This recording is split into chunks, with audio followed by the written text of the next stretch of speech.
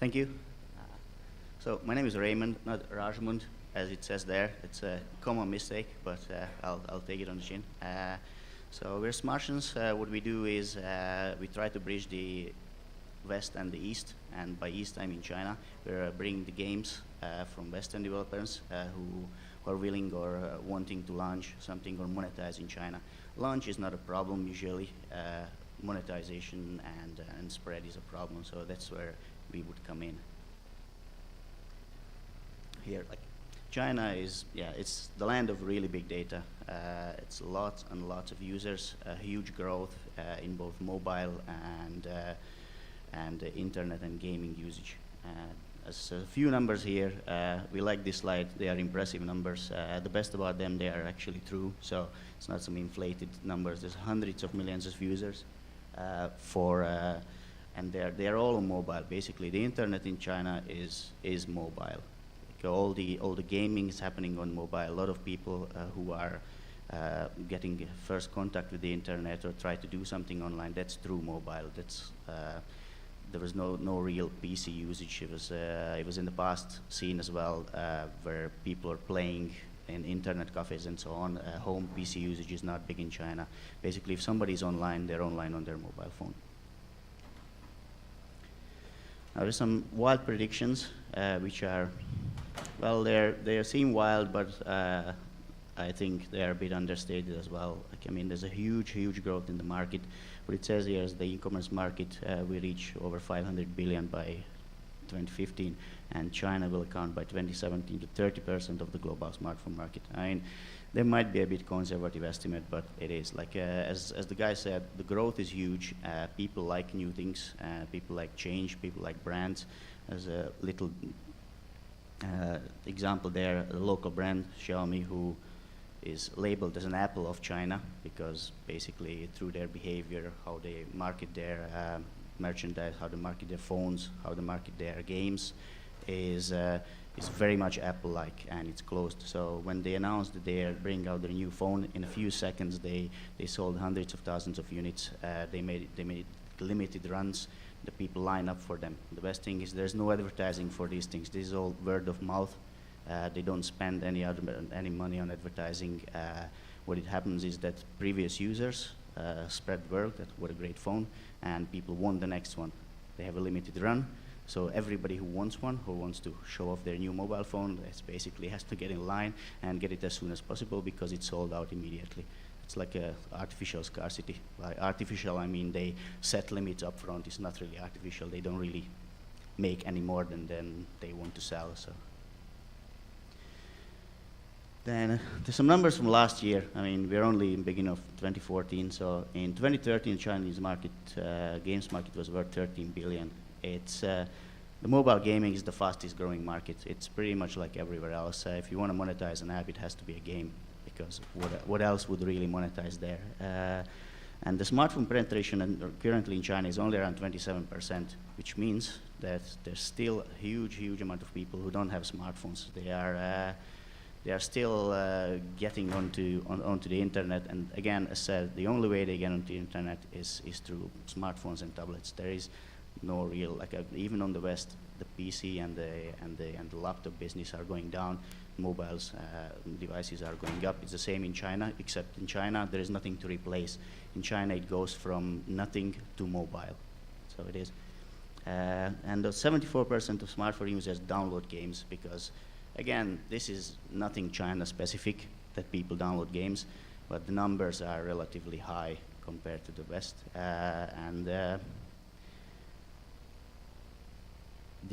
As says here, as mobile gamer, there are more mobile gamers in China right now than in the US and Europe combined, which again, it comes from the fact that people don't really play on anything else due to the historical lack of home PC gaming, the lack of affordable consoles, not really an outright lack of consoles. There were always consoles in China despite of this whole talk about them being banned and so on.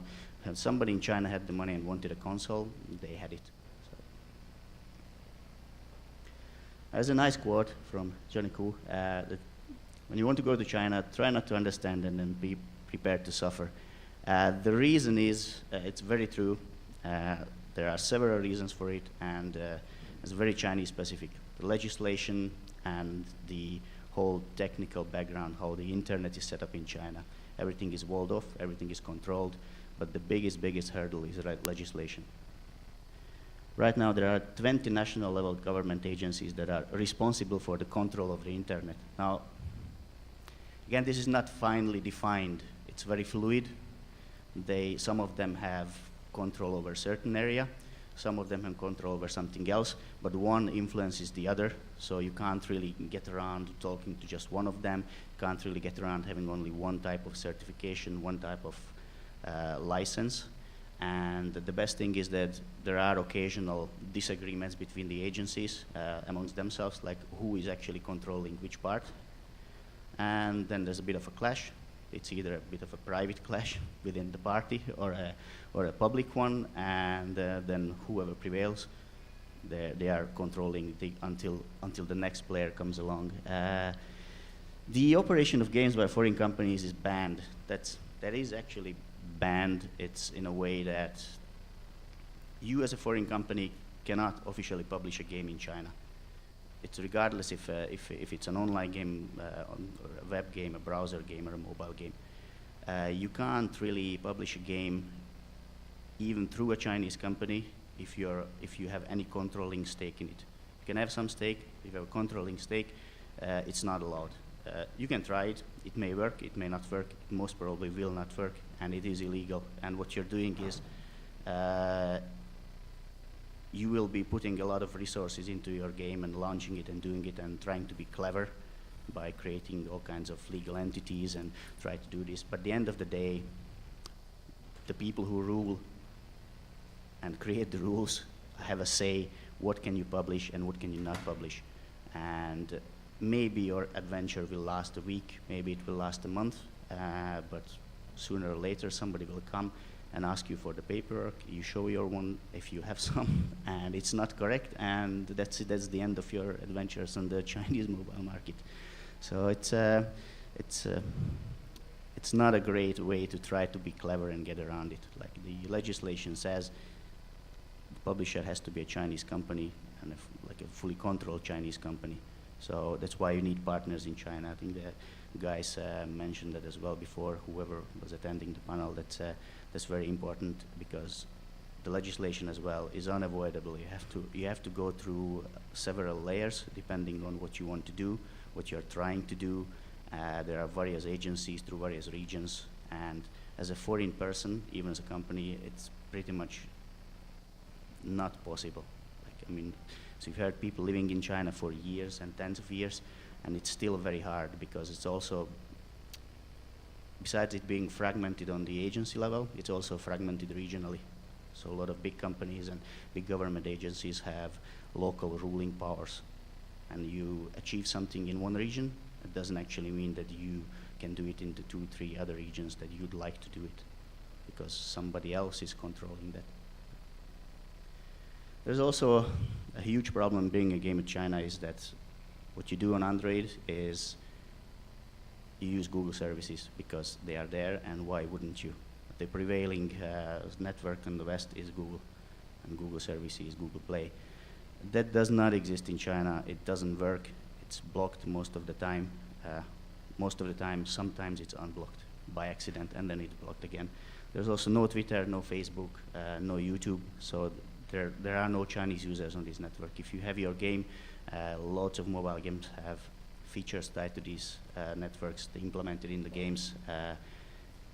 They will not work in China. I mean, the game will start, but whichever feature is tied to Facebook or Twitter, it will simply not work. Like you won't have any functionality there. You won't really have access to the users and so on. Oh, gambling is banned. That is a very nice one. It's direct or indirect gambling. That doesn't actually mean in there that it's direct or indirect banning. It is the direct, indirect relates to the gambling. There is no gambling allowed whatsoever. But again, a rule is a rule, and whoever had some history with Eastern ruling countries, as in Eastern Europe and so on, there's rules, and then there's rules.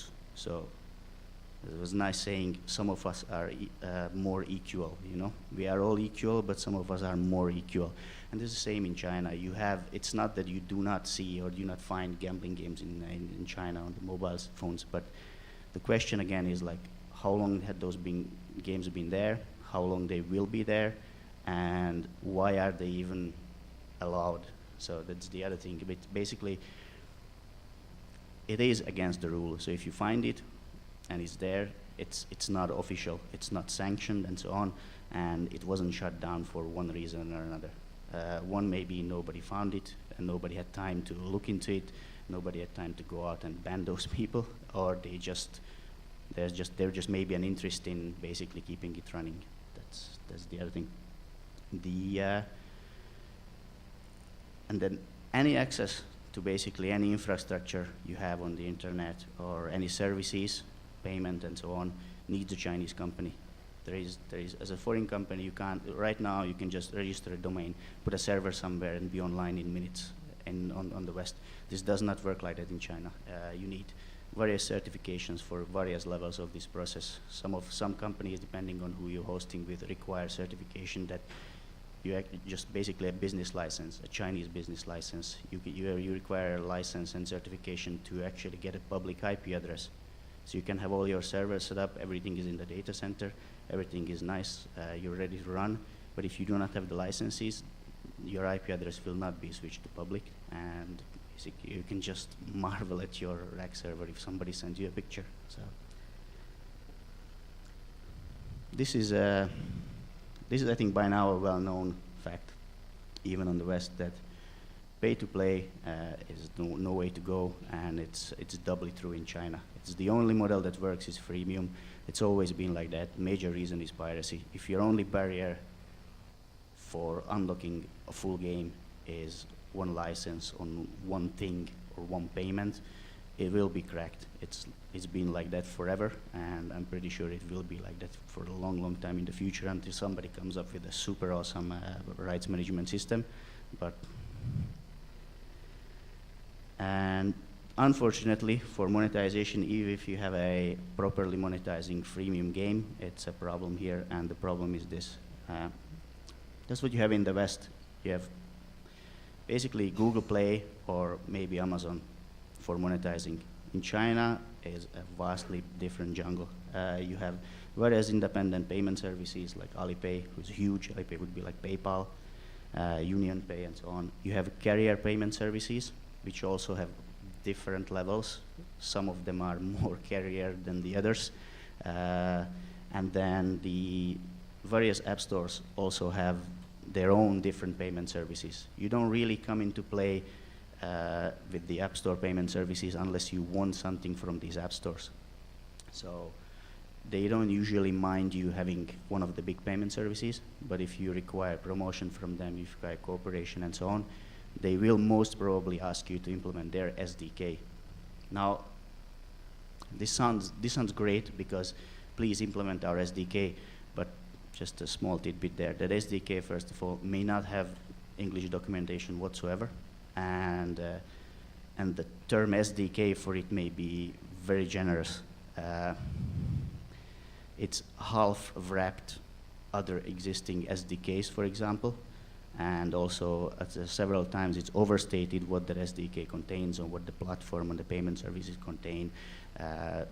Due to the jungle that these payment options are there, people may list 10, 20, 15 of them that, oh, we have wrapped all of these. But some of them are simply duplicated. Some of them are impossible to have, basically, because they will not work together. So,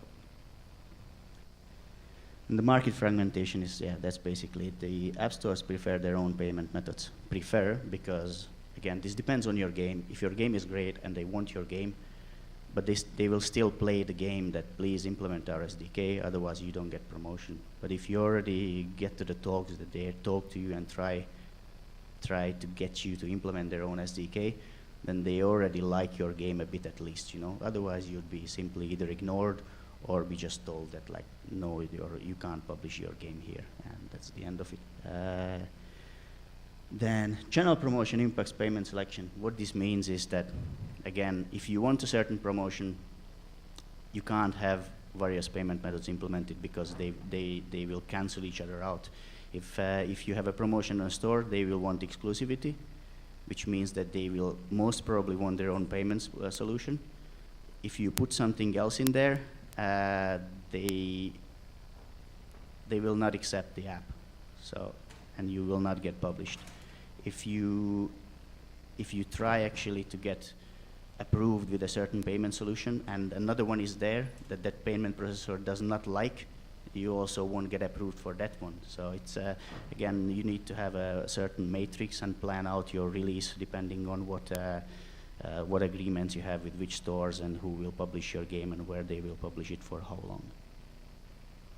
The app stores have their own publishing criteria. This is also a nice situation in China, that the fact that you make an app and you think that everything is there that you want is in there doesn't necessarily mean that you will be published on all the app stores. Some app stores might think that one of your features constitutes gambling, and you will not be published on the app stores. Payment processor may think that one feature constitutes gambling, or it's offensive, or the prices are high, and you won't get published on the app stores, or you won't get approved for the payment system. Basically, you will have to be ready to and prepared to create several builds of your game and actually be able to track them somehow, because what also happens is that the app stores copy the games from each other, especially the smaller ones.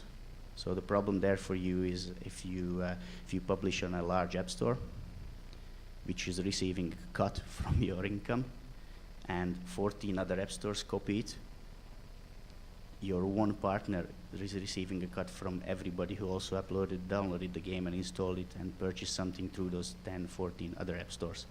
So you'll have to actively monitor and check and make sure that your app is published in the correct version on the correct app stores that you want to be on.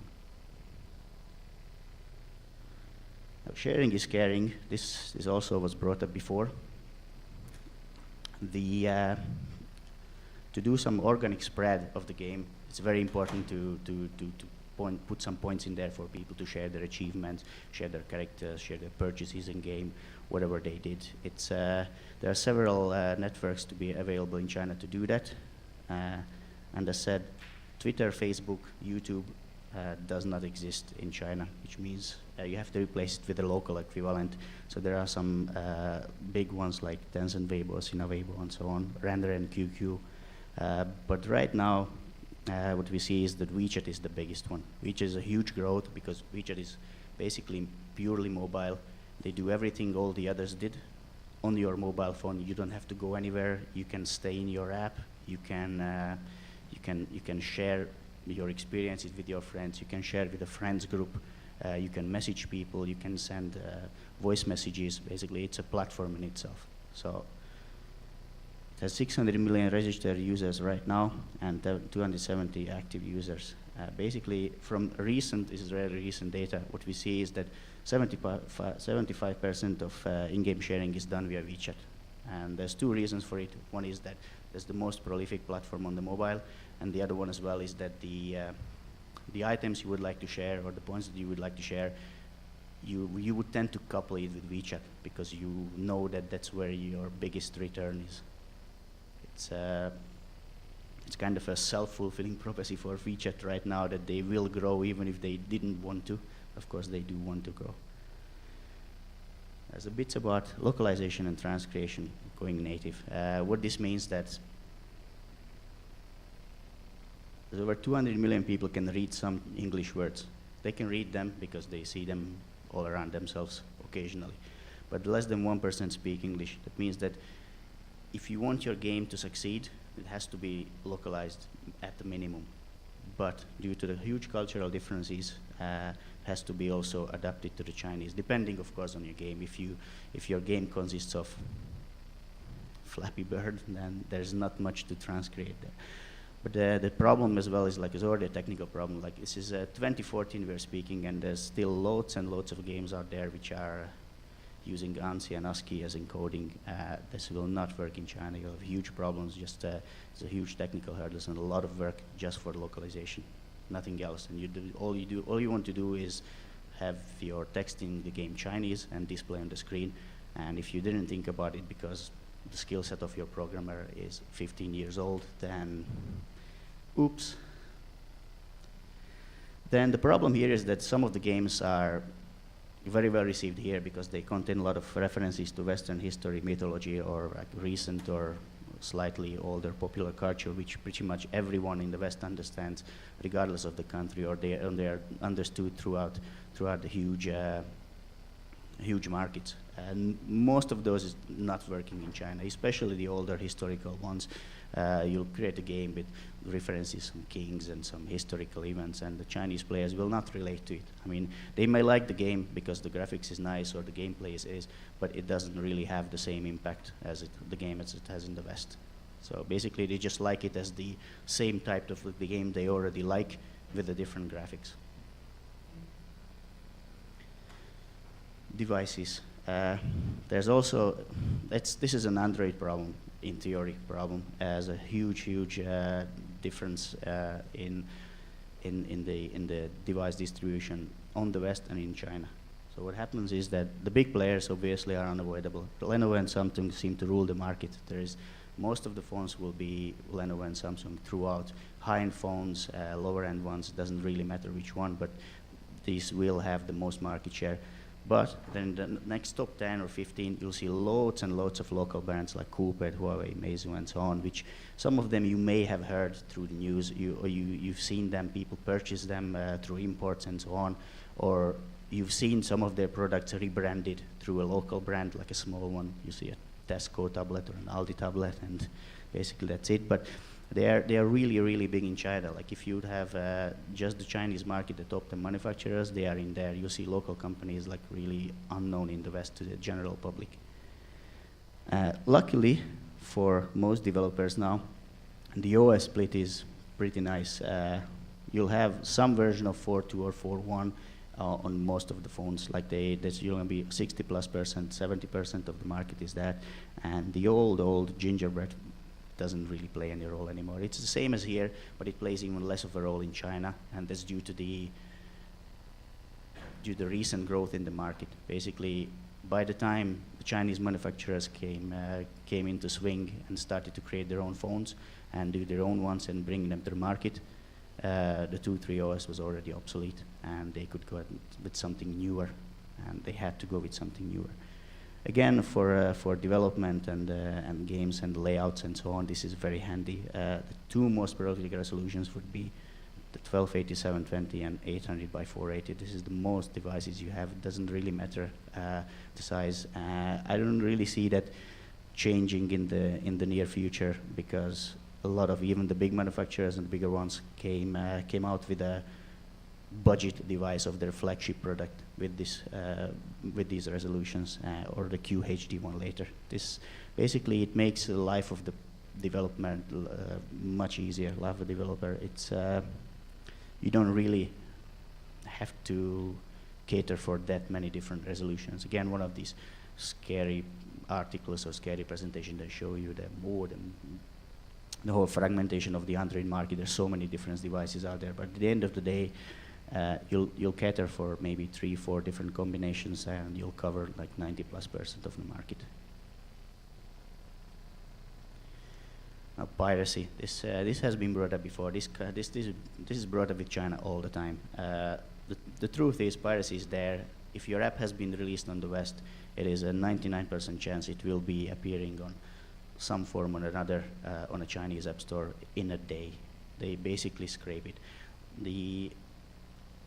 No, we don't really love them. I mean, it was just a bit of to raise the stakes here. But what you can see from here is, if you are looking to go to China and it's an app you've already released, just from judging how many people downloaded the unofficial or pirated version, that has to be a distinction between the two of them, because sometimes on the stores, basically it's just your app with your signature 101 unaltered, and that's the end of it. Basically, the people can download it, and they are disappointed because half of the game is not working. And then the distinction between the true pirated ones, where somebody actually cracked the game and gave you endless money, endless ammo, every unlock from the get-go, and so on. But you'll know if it makes sense to go to China with your game, with that style you're doing, if you have some other games in the pipeline, or actually which stores to go to. You can go through the Chinese stores, and then just to see like where actually the games that you are creating, the style of the game that you are in, are downloaded from. Now,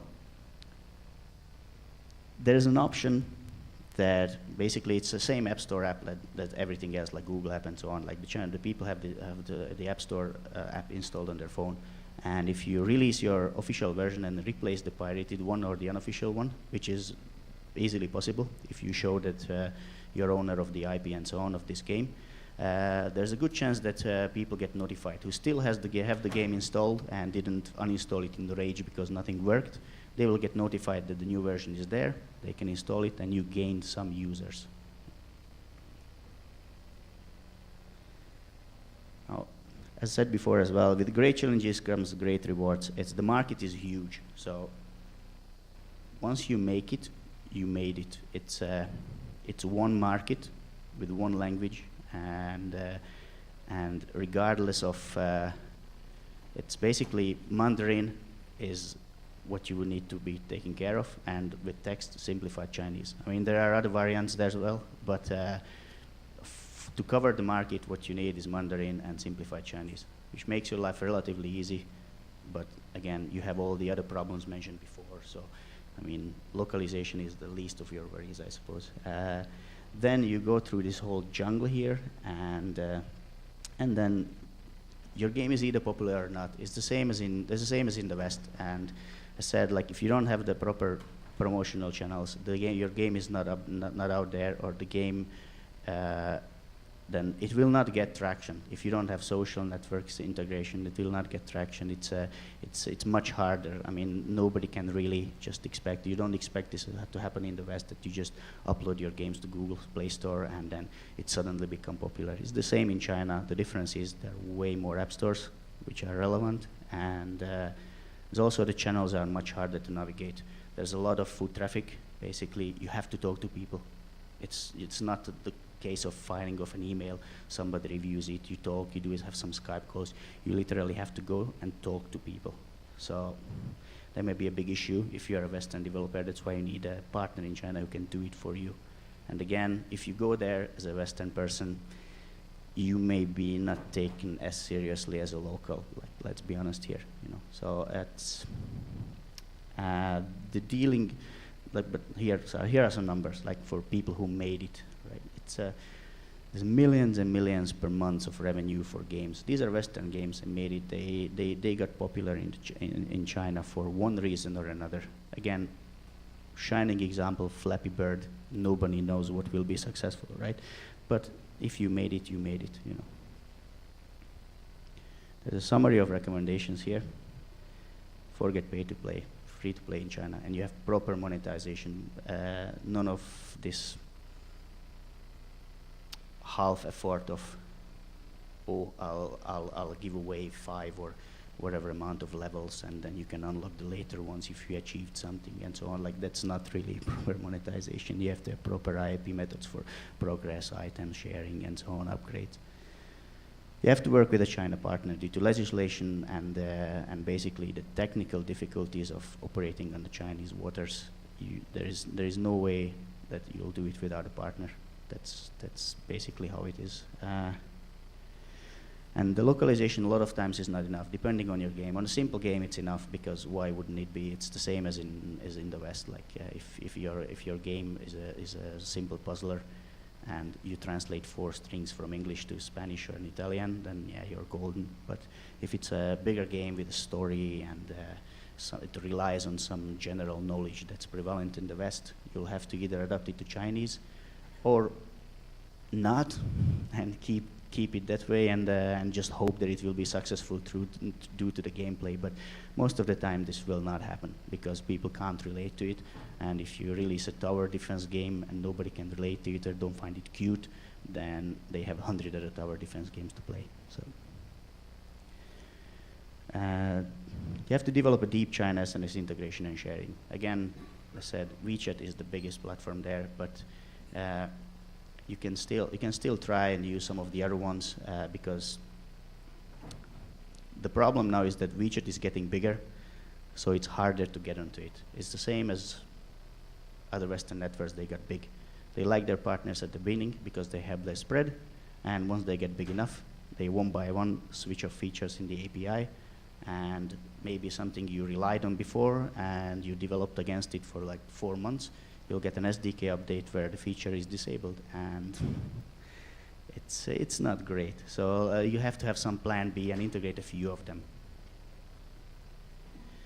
You have to optimize and calibrate the model for China as well. It's the entry points have to be lower because the average income of the people is lower.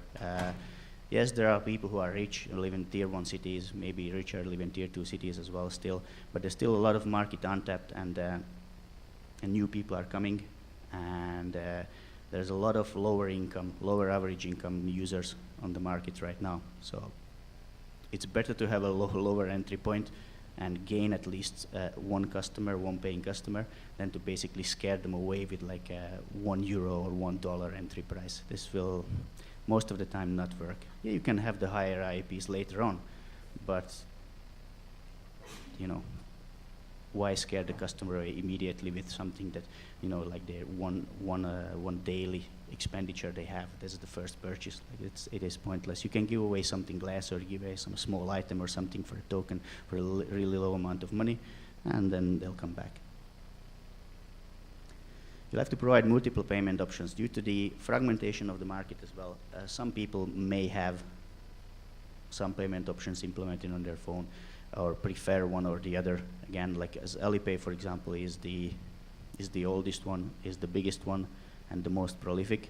Means that there's no reason not to have it. There's also other payment processors won't really complain if you have Alipay in there, unless they really want their own SDK, which means that basically you still have Alipay in there, but through their SDK, one more layer obfuscated.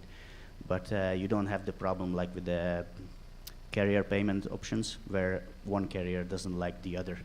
And basically, if you submit the app and you have both of them, you just won't get approved, and you can't release the app. Now you have to decouple from Google services. I believe this is going to be harder and harder, and the fact that 4.2 and 4.1 Android is prevalent in China, it will be like that for a bit, due to more and more services of core Android being pulled into the Google services umbrella under. And it's much harder for the local developers to basically keep the level of functionality of the OS by taking the open source version than what the user or the customer would expect from the phone. And a lot of them don't feel like, or don't have the need, or don't have the resources to develop all the replacement functionality and just keep the whole backend infrastructure for it. Like the big ones will do it because there's enough money there and there's enough market share to grab. But there's a lot of manufacturers who are successful and prolific, but they don't necessarily have the a huge software background. They can manufacture, they can churn out as many devices as possible, they can customize a ROM, because why wouldn't they? But they don't really have the software expertise to basically offer a replacement for the full Google services there. Size matters. This is a Chinese thing, because data allowances are very low. German people will know this as well. But in China, so people tend to shy away from huge apps. And this was the same. There was no difference of this in the West a few years ago, but it's still the same in China. Even though there's Wi-Fi everywhere, but still, like, big data sizes are just scaring people away, and you just try to keep your app as low as possible. This also matters because some app stores will not publish your game if it's above a certain size, because they also know it's just a waste of their resources. You don't really get the return from the users. And don't really be afraid of the pirates. It's pirates. As I said before, the game will be released in China whether you do it or not. So it's better of thinking about it before, if depending on your project, how much is the investment in localization or payment processing implementation and so on, to have at least something there and like one partner, and maybe release it close to when you release the English one, not 1 year later, because basically 1 year later most people are not interested, or there's something out there. You know, if your game was great, 1 year later you're going to have 400 other copies already. So. And basically, to keep the app alive is you have to plan for some seasonal and regular updates. Basically, some little things to make the users come back. Some push notification about, you know, character items, new levels, and so on. Like people like it. They have a few holidays. They are very big. They are very popular. So if you tie some season updates, some levels or something, you can prolong engagement, because people are in the holiday mindset. You know, it's the same as here. Like people will be downloading Christmas apps. It's the same as in China. They will be downloading Chinese New Year's versions of special levels or something, Moon Festival related. Basically, it's only really 4 big holidays in China. So I mean, it's not that complicated to plan around them. You just have to do it in time. If you start to do it 3 weeks before, and even if your content is there, it may not be enough, because there's 2 reasons. Payment processors are also getting into holiday mood, and app stores are also getting into holiday mood. So you may submit your app, but they may not be that quick to approve. And when that happens, your app is released after the point you wanted it. And then everybody's back at work and moody, and you're releasing a Chinese New Year update. So that's not a great thing to do. That would be it. Any questions? There's no time. I speak too much. Thank you very much.